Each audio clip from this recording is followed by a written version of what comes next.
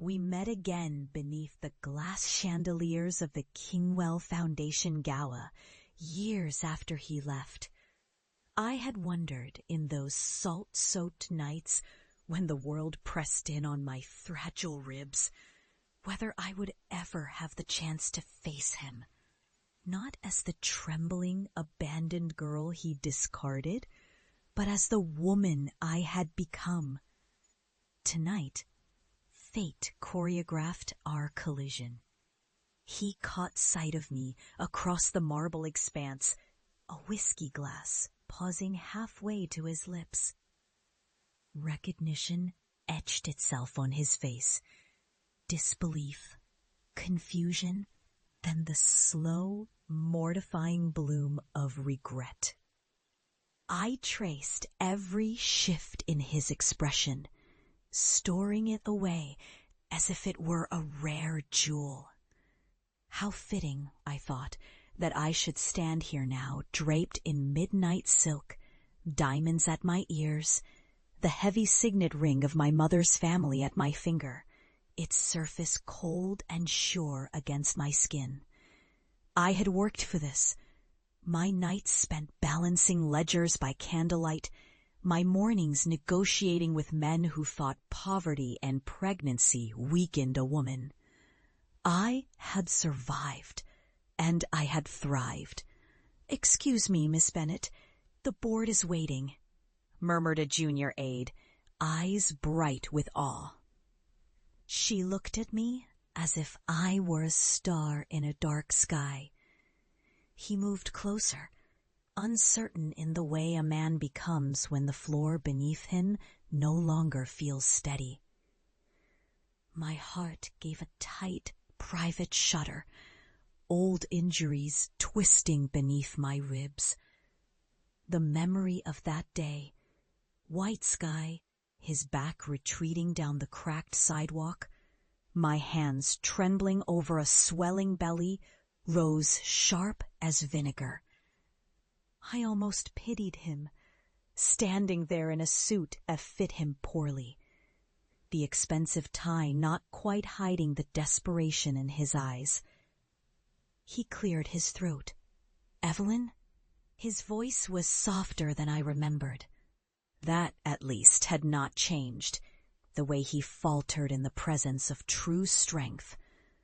I did not smile. I did not reach for reassurance.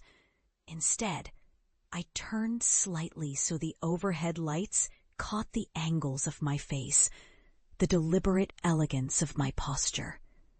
My daughter, our daughter, stood a step behind me, a vision in deep green, her gaze level and unafraid. She had inherited his stubborn chin, but all else was mine. Intelligence, grace, a spine forged in hardship. "Hello, Simon." My voice, calm as water over glass, invited no intimacy. He stared, searching for the woman he left, the desperate, shivering girl who begged him to stay. The silence yawned between us, a grave for my former self. How are you?" A stupid question, but what words could serve him now? "I am well," I said. He glanced at my daughter, then back at me, the pieces assembling, too late, to form a truth that had always been behind his eyelids, waiting for the courage to be seen. "That's—" his voice trailed off. "My child." I let the words hang, a gentle blade. No claim of his, no invitation. Just fact, just power. My daughter stepped forward. "Mother, the director wanted to thank you for saving the literacy program." Her voice was clear, practiced, the edge of pride unmistakable. Simon's gaze flickered from her to me. His hands trembled.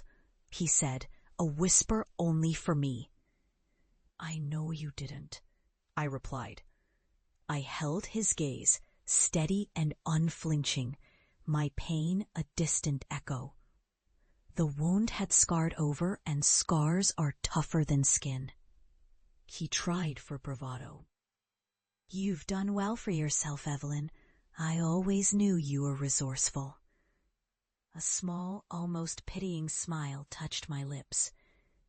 "No, Simon, you never did." Around us the room shimmered with music and laughter, the rich and powerful swirling in constellations. I was one of them now, by right and by conquest. He remained on the outside, an echo of a betrayal that had once defined me, but no longer.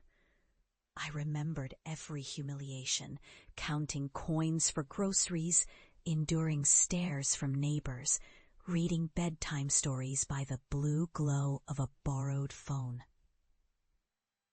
I remembered the hunger, the helpless fury, the relentless resolve. He had left, but I had survived, not in spite of the pain, but because of it. My daughter slipped her arm through mine, and we turned away. For a moment, I felt his eyes burning across my shoulders, hot with all the words he could never say. I did not look back. I did not need to.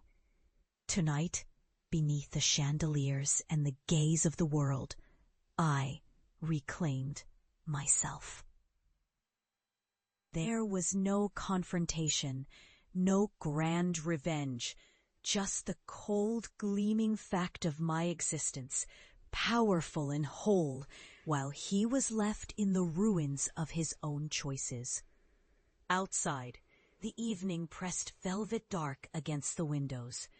I walked into it with my child, my triumph, and the knowledge that I owed him nothing. Not fear, not forgiveness, not even hate. Only the gift of seeing what I had become and knowing he could never touch it.